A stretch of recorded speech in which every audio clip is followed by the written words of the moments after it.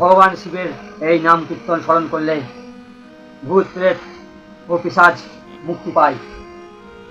কারণ ভগবান শিবের মহিমাতে, ভগবান শিবের আশীর্বাদে যে মানুষ পিশাচ হয় সেই মানুষকে ভগবান শিবের প্রেরণাতে, ভগবান শিবের আশীর্বাদে গণ তৈরি করে নেয়।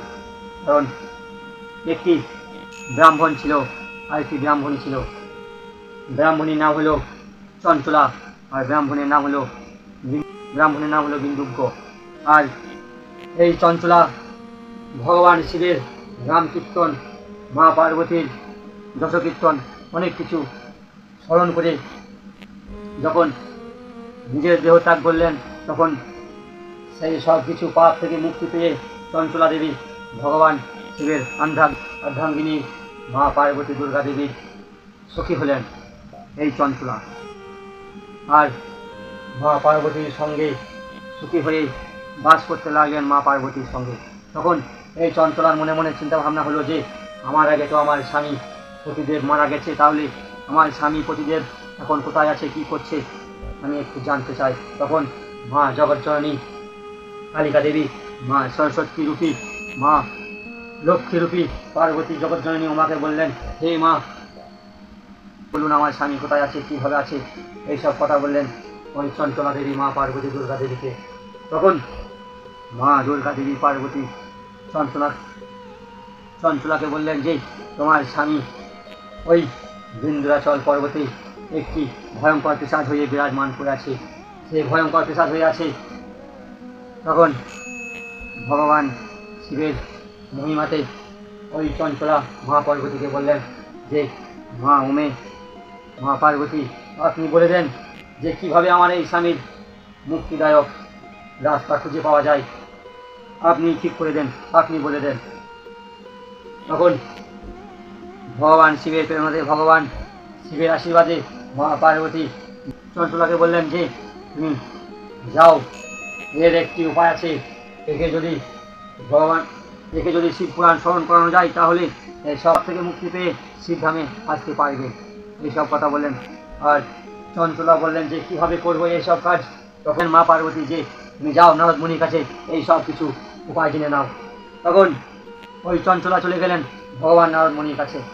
আর ভগবান নারদ মুনি তখন বললেন, আর একটি অত্যন্ত ঘনিষ্ঠ বন্ধু আছে, সেই বন্ধুর নাম বললেন, বন্ধুর কাছে পাঠাইলেন। বন্ধুর নাম হলো টুংরু, সেই টুংরুর কাছে পাঠাইলেন।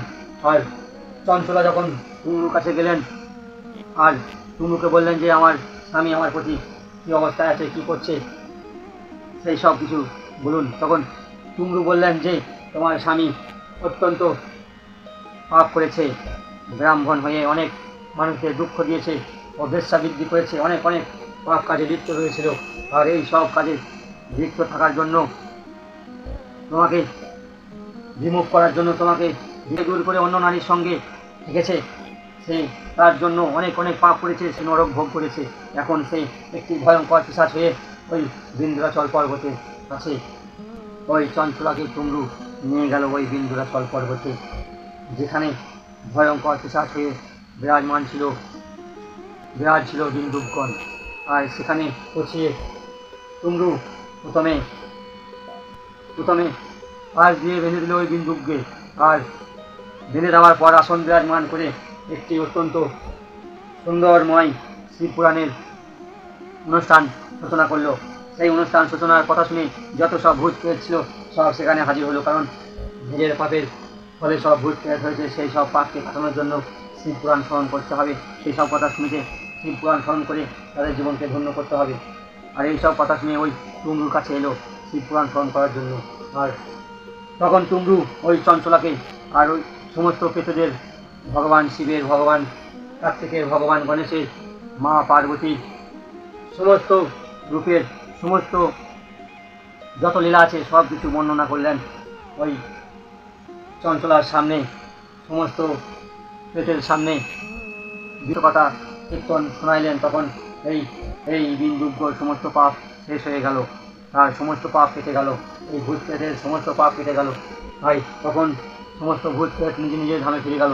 আর এদিকে ভগবান শিবের আশীর্বাদে, ভগবান শিবের প্রেরণাতে, মা পার্বতীর প্রেরণাতে এই শিব পুরাণ স্মরণ করে, এই কীর্তন স্মরণ করে বিন্দুজ্ঞ ওই চঞ্চলার সঙ্গে ভগবান শিবের ধামে ফিরে গেল। ভগবান শিবের ধামে পৌঁছিয়ে ভগবান শিবের বন হয়ে গেল। ভগবান শিবের আশীর্বাদে সমস্ত পাপকে শেষ করে ভগবান শিবের বন হয়ে গেল।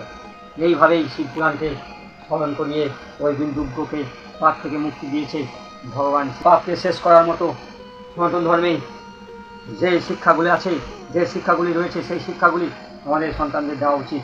কারণ পরিবারে যদি হতাশ হয়ে যায়, দুঃখ কষ্ট বেড়ে আসে, কোনো দিকেই রাস্তা খুঁজে পাওয়া যাচ্ছে না, পরিবারে অশান্তি লেগে আছে, তাহলে দুধ ও চিনি একসঙ্গে মিশিয়ে ভগবান শিবের উপরে অর্পণ করুন, শিবলিঙ্গে অর্পণ করুন। তাহলে সব পাপ থেকে, সব দুঃখ কষ্ট থেকে, পরিবার থেকে, সব অশান্তি থেকে মুক্তি পাওয়া যাবে। ভগবান শিবের উপরে গঙ্গা জল দিয়ে ভগবান শিবকে সন্তুষ্ট করা যায়। যদি কেউ পাগল পোলাও বকে, তাহলে ভগবান শিবের উপরে গঙ্গা জল অর্পণ করে পাগল পোলাওকে দূর করা যায়। যদি কেউ সন্তান কামনা করে, সন্তানের ইচ্ছুক করে, তাহলে ভগবান শিবের ধুতরা ফুল দিয়ে পূজা করতে হবে। 1 লক্ষ ধুতরা ফুল দিয়ে ভগবান শিবের পূজা করতে হবে। ওম নমঃ শিবায় মন্ত্র জপ করি, তাহলে ভগবান শিব প্রসন্ন হয়ে পুত্র সন্তান দিবে। শিবলিঙ্গে যদি ঘি অর্পণ করা হয়, তাহলে পুত্র সন্তান হয়, বংশ বৃদ্ধি হয়। এই সব কিছু ভগবান শিবের আশীর্বাদেই, ভগবান শিবের প্রেরণাতে সব কিছু পাওয়া যায়। ভগবান শিবের এই মন্ত্রগুলি পাঠ করে এই সব পাপকে দূর করা যায়। শ্রী শিবায় নমস্তুভ্যম।